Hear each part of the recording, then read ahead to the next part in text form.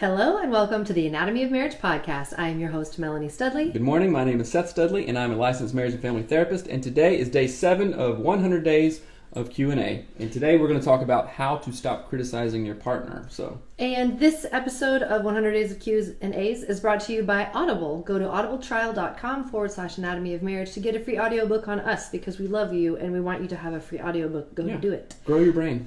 We do 4 technically things every morning on our 100 Days of Q's and A's. We pray, we do a gratitude, we answer your questions, and then we do something else I don't remember. A review of the day. A review of the day. Yeah. So, all right, let's start with prayer. Do you want to pray? Sure. Go for it.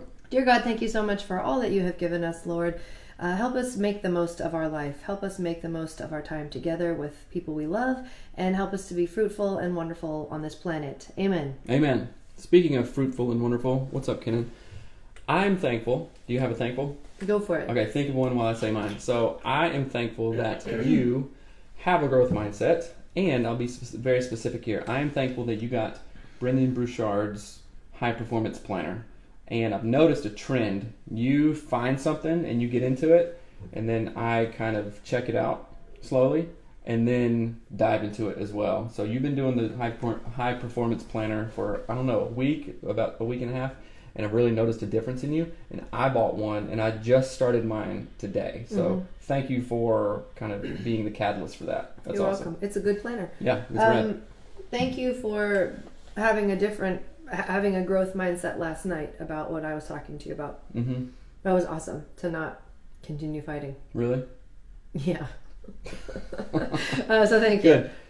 Hey, Brittany, you just said not a question, but I love you guys. We really appreciate what you were doing. Thank you. We love you too. That's awesome. If you're listening to the podcast, we forgot to mention, you can also watch us live on Instagram and Facebook every morning. Every single morning. Let's start it out. Okay, I'm going to read the review of Liduh.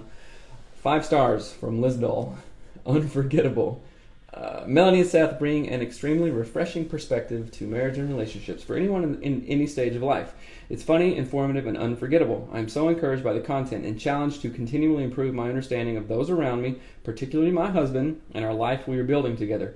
Thank you all for so much hard work, and I hope your audience continues to expand exponentially as you impact our culture of marriage and families. Whoa, that is a good one. Thank you so much. That is a good review. That is what we're trying to do. Again, we are trying to create the podcast that we wish we had, and we're doing it. When we were going through everything. I listen to our podcasts, not to like critique or anything, but just like, oh, what did I say? What did Melanie say? It's a good reminder. I listen to it on my way home from work, and it really helps. Okay. Question. Review the day and question. Oops, sorry. Okay. And I don't know. You put the. Do you want to read it? Oh, I can try. Got it? So this was a follow-up to yesterday's episode. It said, I listened to yesterday's episode with my mouth hanging open. This is literally me. I think my way is right, and I don't accept my husband's efforts. I think criticism is connecting because that's what I learned. Hearing the analogy of punching and asking my husband to come close to me blew my mind. I know you briefly talked about it, Melanie, but what are some specific steps you took? How are you able to identify and correct your behavior? It is literally how my mind works to think of how to make things better. Code word criticism. I don't know where to start to begin to make things safe for my husband. Seth, what made you think that her change was real? How were you able to let your guard down? You all are really opening up in a way that is real, and you are healing marriages. Thank you. Thanks. So I wanted to talk about how to stop criticizing your partner and kind of how my brain processes it, because I think it is like what they were saying, where when I see a problem, I think we need to fix that problem, not like, I don't know. I just have lots of thoughts about it, and I want to share. Yeah, I wrote a bunch of stuff down, but did you have anything? Nope, you go for it. I'm all ears. So I was researching this after the question was sent in, and John Gottman has research around the 4 horsemen of the apocalypse, is what he calls them, and it's criticism, stonewalling. What is it? Contempt, and sarcasm. So those are the 4 things that they can, if you have criticism, contempt, stonewalling, and sarcasm in your marriage, it is a lot more likely that you will get a divorce. So he's done a ton of actual research. It's like 90% more likely you get a divorce. It's like a lot. Yeah. So what I found out when I was reading about criticizing is that there's what is the word? You need to clarify what is criticizing versus a complaint. Because a lot of times people are kind of mixing them all together, not realizing that you can complain about something. But so a complaint is like, a particular behavior that Seth does that I don't like. So maybe he puts his shoes on the countertop. I don't know. And I would say, hey, can you please not put your shoes on the countertop? That's an action that he's doing that I don't enjoy. A criticism is, why would you put your shoes on the countertop? Mm-hmm. Don't you know they don't go there? Mm-hmm. So a criticism is not judging the shoes on the countertop. It's judging the fact that Seth put them there and that he is like morally wrong to have done that. Mm-hmm. Right? So I wanted to really clarify criticism versus a complaint, because I think oftentimes I'm actually complaining. Yep. You're receiving it as just hear me out. Mm-hmm. I think there's sort of an element of I'm trying to stop the behavior, but you feel like I'm judging you. And we can use last night's conversation about it because I think that it's helpful. Okay, so yes, I agree. You have complaints. However, I'm going to push back on you on this because I think there is a big difference, and maybe this will be helpful. Defensiveness. Sorry, not sarcasm. Thanks, Deb. Of course, the other LMFT in the group. Oh, it's defensiveness? I thought it was it's criticism, defensiveness, stonewalling, and contempt. Thumbs up to Deb Thomas. There's a therapist watching. Oh, no. So, okay. Yes, you do have complaints, and historically, and I'm talking like 10 years, maybe 15 years, you generally, more times than not, you share that complaint in the form of a criticism. Yes, you're right. Historically, I have done that. Yes. I think I am getting better is my point. Yes. That in the past, I would be like, why don't you know to X, Y, and Z? Yes. And so that is the difference the first thing that popped up to my head was the criticism versus complaining. Because a complaint is like, oh, I don't like this thing. I want this thing to change. A criticism is, why would you do such a stupid thing? Why don't you change? Mm-hmm. Right? So we need to be really clear on the difference of that. Mm-hmm. And so in our journey, it's taken us a long time. And I think things like the Enneagram are really helpful for us understanding this. The times when you've opened up, honestly, out of your own, like your stored up hurt, I guess, the few times that you've actually opened up and said, when you say this, it makes me feel like this. And actually, you know what it was? It was a session with Tina. So you can actually listen to this in our episodes with Tina, where you said, when you talk to me like that, it makes me feel like a 6-year-old boy. And I remember when you said that, I was like, oh my gosh, that is not my intention. And so that was really helpful, but we would never have gotten there if we hadn't have been sitting down with Tina, right? So if we didn't have a facilitator and someone to help us externalize the problem, but we were externalizing like the problem was here, but Tina was like, or a therapist in general, therapist, in this case it was Tina, was looking at what was in between us and said, hey guys, check it out this way. And that's what a good therapist does. Yeah, and so that being said, so I would say if you're having a really hard time with this, you might want to bring in a third person, a therapist, a counselor, to say, hey, this is what's going on, and then let the husband say what he feels, let the wife say what she feels, because there could be insight that you would not otherwise gather. Okay, here's an insight. This might be a little off topic. Thank you, Deb, for throwing defensiveness in there, and I would like your feedback on this maybe some other time. But I'm thinking, not only are the 4 horsemen really toxic to couples, but think about other relationships. So, and I'm thinking of our children. Like, if we're talking to our children in a sarcastic or critical way, and we've talked about this before, sarcasm only, mostly times, sets the other person up for defense. Yeah. Right? Hey, why did you do that? I didn't do that. And I swear, I closed my eyes when I did that.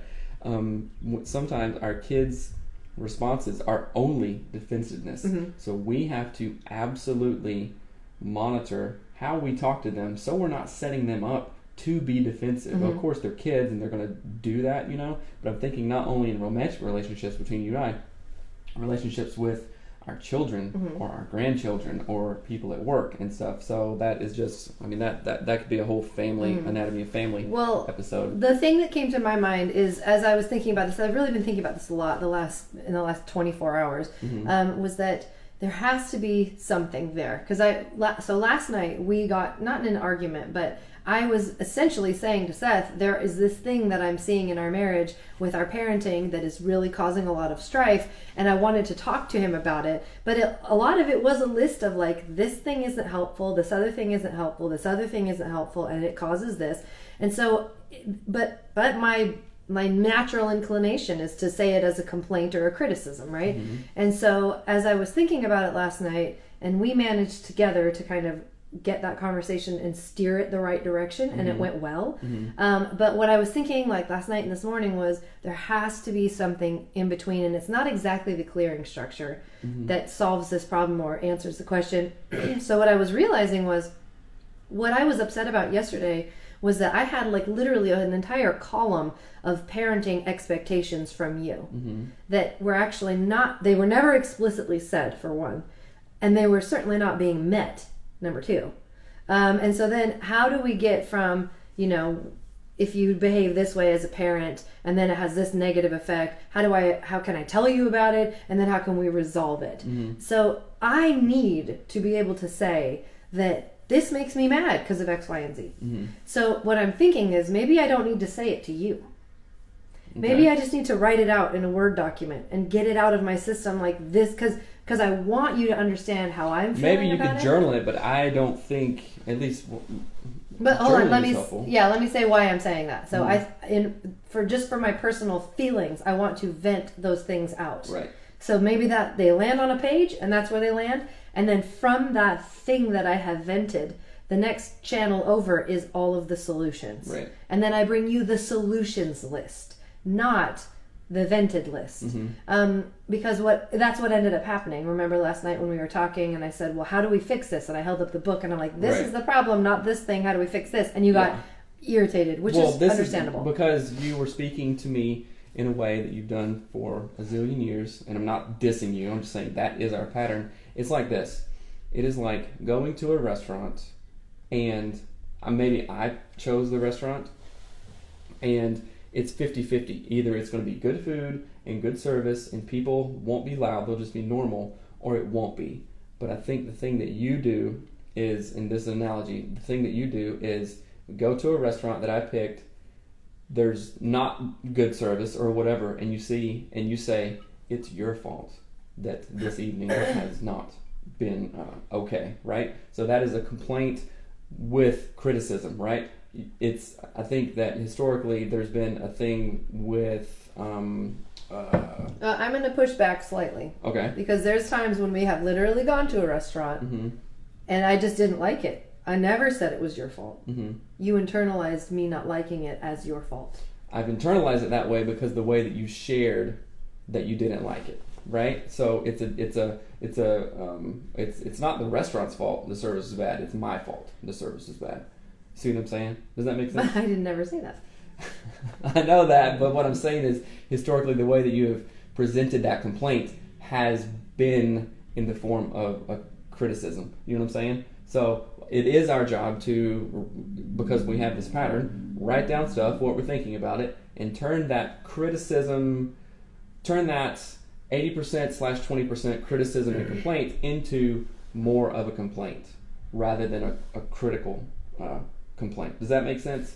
So like use the journal thing and then go, oh, okay, I can still say this and process my feelings and share my feelings, because you have to share your feelings, and then put it out that way. Does that make sense? Yeah, and that actually falls in line. So I have notes down at the bottom where one of the things, when you look it up on John Gottman's research, and I Googled something like how to stop being critical, or I don't even know, something like that. And one of the things, I made kind of like a list of my own things that I thought were good from whatever, but one of them is complain without blame.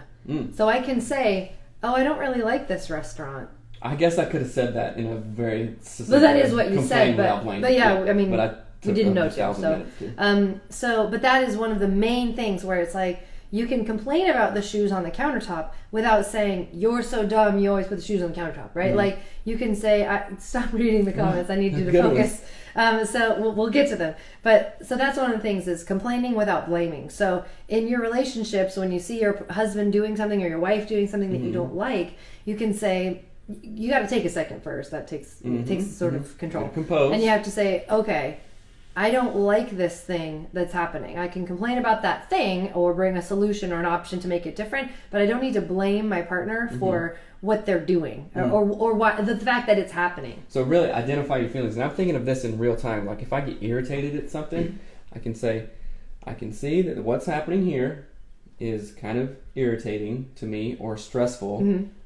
Can you and I think of a solution here to not do this? Whatever it is, it's the kids or whatever. And you can be like, no, get over it, which isn't helpful. Or, all right, I totally hear what you're saying. Yeah. I see how that, I don't understand how that might be stressful, but you're saying it is for you, so I believe you. Let's see if we can do something about it. Yeah. So Yeah. join together. Yep. Yeah. And then so the second one is use I statements instead of you statements, Mm-hmm. right? So I feel blank when you don't do blank, instead Mm-hmm. of saying you don't do this and I'm mad about it, or you're not good at that, or why don't Mm-hmm. you ever. So it's kind of the same thing where you're just taking ownership of the actual part of you that is feeling something, Right. and not sort of throwing it onto your partner and saying they have to fix it, or it's their fault that it's wrong. So using more I statements, complaining without blaming, describe what you see happening without judgment. That's another one. So describe like, oh, the shoes are on the floor, not that idiot left his shoes on the Right. floor again, but just they're on the floor. And how about this one too? Just listen to what your partner is saying is happening without judgment. Oh, Right? you're so making if one the up. kids Okay. are over here, well, just like that example, yeah, we're kind of tweaking that one. Oh, this is stressing me out. I need you to listen without that judgment, Mm-hmm. right? Like I just said before, I don't understand why that stresses you out Mm-hmm. or whatever, but it does, and I trust you, so I'm gonna try to help you here, right? That's a good one. Yeah, Okay. so describe without judgment and listen without judgment, I guess. Oh, this one. And yeah, the bottom one That's a is big one. from our life, is that you have said, I can't remember how it came about, but I have to remember and actively not be Seth's teacher, because I am not morally superior. My ways are not better than his ways. I do not have the answer to things. I'm not better. I'm different, right? And somehow in an art, this was like a few months ago. I can't remember, but What like, is that called? That's there's a term for it. Like you just think your way is better. There's a term, I can't think of it right now. yeah. Okay, sorry. Go ahead. A few but- months ago, what happened? We were having some conversation, and but it was from criticism. It was from like, can we please change? I was asking Seth, we need to change this behavior. Maybe it was around money. I don't even know.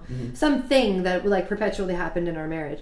And I said, I'm telling you this because like I want you to learn to blah blah blah. And Seth was just like, you're not my teacher. And I was like, oh, okay, which is annoying Was to it me. like an oh okay, or was it like oh I'm not? What am I doing? I mean, it was.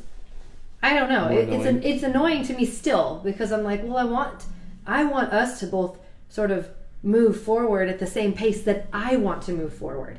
I want us to go like arm in arm and be running that way, and like go towards the high performance planner and go towards Dave Ramsey stuff and whatever. But that's not fair, because that's not your pace. And so I was like, come on, Seth, listen. And I was trying to like motivate Seth to be at not that my level is better, my level is just different. It's different. And so it works for you. And so I was like, well, but all it did was made Seth feel like she thinks I'm inferior. She thinks she's better than me. She thinks I'm lazy. So it was the way that it was coming across was very negative. And when he said the words, "You're not my teacher," or "You're not my coach," or whatever one it was, or you don't need to motivate me. I will do it myself.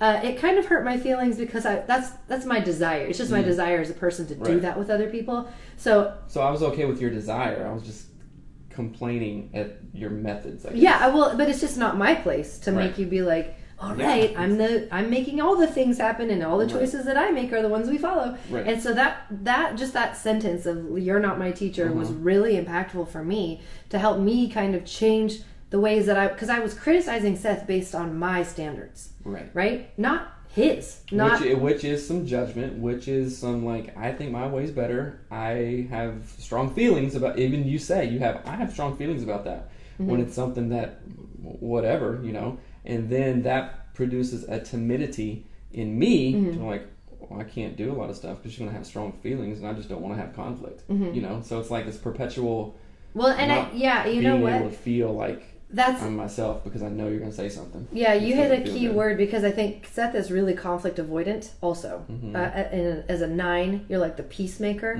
So it's that sort of like, you are, when I say I have a problem, you immediately go, oh, crap. Now I what? remember we were talking about Enneagram stuff with our friend Matt McDonald, and he was like, I love fights. Oh, yeah. I'm like, and it was so... what? It was so funny like, because... yeah, I love them too. And I was just like barfing in my mouth. I was like, that's the worst thing I could think of. He said something along the lines of, like he loves how a good fight makes you feel closer. And I was like, yeah. And I literally was like, yes, that's exactly what I like. Like, I love that because it's that's like why, growth. That's why, like, we've only had makeup sex like once ever. Glad you just told the whole world. Well, it's a podcast I initiated it. No, you didn't. Actually, we did it twice. And okay, never mind. Let's see. I remember these things. We're still at the early stages of our relationships. 8 months living together. The tone of voices are still strong and judgmental. That is a really... Oh, yay! I needed to hear this day. Yeah, Good. so that is another thing, too, is the judgmental, like, undertone of how you speak to your partner is really important. Mm-hmm. Does that make sense? I hope it makes sense because that's been an issue in ours before. Mm-hmm. Like, your complaints / criticism have come off like really like and like peacemaker status over here for me. Mm-hmm. I'm like, no, and I would just withdraw, and I don't want any of that. It's super family of origin too. My family is not happy and chipper and bright and like, yay, you did a great job. My family's like, nice, good one. So if I am complaining, it sounds like 500 times worse than if Seth's mom complained. Yeah. She would complain in a way that didn't feel bad. She would complain in a way that felt almost happy. But my parent, happy complaining. Maybe that's a thing. Okay, I want to read a bunch of questions. Yeah. So, okay, wouldn't people who are defensive become defensive regardless on how you present the complaint? I think that's a good question. Mm-hmm. And I think there is a way to present a complaint that is not presenting the complaint. It's presenting the solutions, like we talked about. Like, make your list, complain all day long in your Google Doc that your partner will not read. Mm-hmm. And then shuffle out, sort through your complaints, and then bring a list of solutions. And so how different would it feel if I said, you never fold the laundry, you never put the forks in the fork drawer, you never put the coat on the coat rack. Or if I said, I really want to be more efficient as a family, would it be okay if you worked on putting the coat on the coat rack and the forks in the fork drawer and whatever the other thing is? Yeah. That would feel really different because it's not you never, you're bad at this, right. It's well, that. Saying never and always does not help. And then also, we can't make people change overnight because I think when we get in a mode of defensiveness,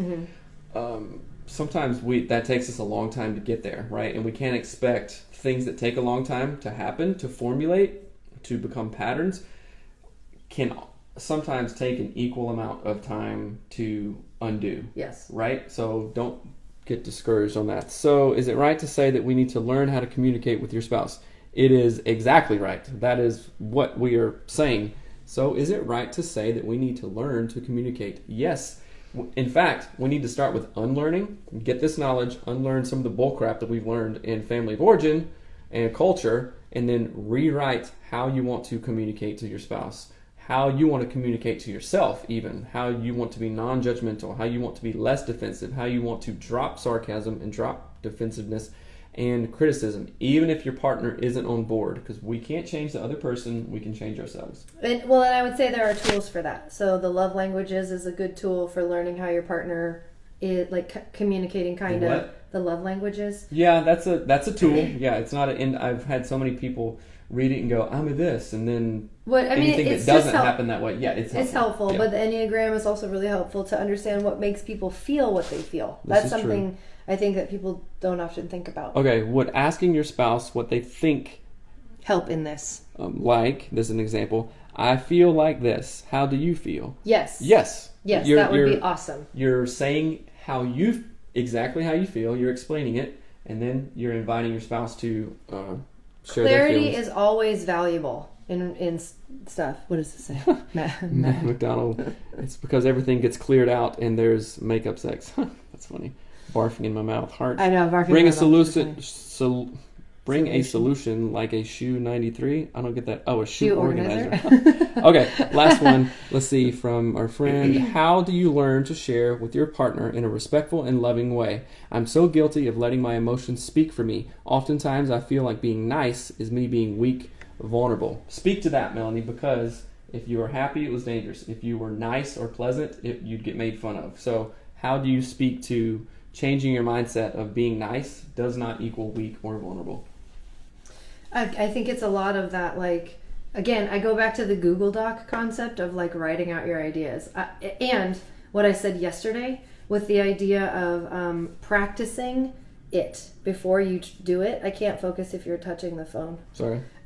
Practice it before you're doing it. So if your goal is to nicely say to your partner, something is bothering me, something hurts my feelings, something whatever, then I would... super distracted. I would highly suggest writing out your feelings so that you are clear on what your feelings are. You can use the clearing structure if you need to. You can write it in a Google Doc or journal it or whatever. And then the second part of that is then imagining yourself doing it. Imagining yourself talking to your partner that way. I mean, this is stuff I actually have to do. I'm not making this up. I actually do this. Oh, you talked about this yesterday. Yeah, that's what I'm saying. Kind of play out the scenario. Yeah. I love that. You envision what it is like to talk to your partner in that way so that you don't feel walked on, so that you feel strong and you feel like you said what you needed to say. You weren't backing down, but you also weren't a total jerk, right? Mm-hmm. So it's because it's like totally foreign to me to behave that way. Mm-hmm. So I had to see the version of Melanie that actually did behave that way in my mind before I could actually behave that way, if that makes sense. Mm-hmm. Okay, sorry, I'm getting phone calls over here. Okay, we're at 26 minutes. You guys are awesome. Keep on the questions. You can email us all your questions, whatever you want to talk about. We will absolutely talk about it on the show at hello@anatomyofmarriage.com. Thank you for sending them in too. Yes, awesome. Thank you. You can do it also on Facebook and Instagram. You can just DM questions to us. Yep, get it to us. And go to audibletrial.com/anatomy of marriage to get your free audiobook. There's so many out there, you guys. I'm going to get an audiobook on parenting and probably some Brendan Brouchard stuff. High performance habits. I'm going to get that one. I have to buy more credits. I burn through Audible credits like nobody's business. Nobody's business. So the other thing I wanted to say too is if you're new to the podcast, please check out our season 1 of our podcast. It is our story in a highly produced format. It has an entire workbook. Actually, 2 people in the women's group were talking. They're starting the workbook right now, and It's so exciting. So check out season 1. There's a free workbook. You can get it at at anatomyofmarriage.com. So check that out. Thank you so much for joining us. Please rate and review the podcast on iTunes if you like what we're doing. That means a lot to us just individually, and we'll read your review on the show. But more importantly, it helps other people find the show and know if it's worth their time. And your comments do too. It says, thanks so much for everything you do. Another one says, someone says, I love season 1 so much. It's my favorite. That's right. So, all right, guys. If we could do season 1 forever style, I would do it. So please support the podcast at patreon.com/marriage. Okay. I've read so many marriage books, they blend together. Yes, they do. Yeah, all right, guys. Great. Love you. Have a good day. Bye.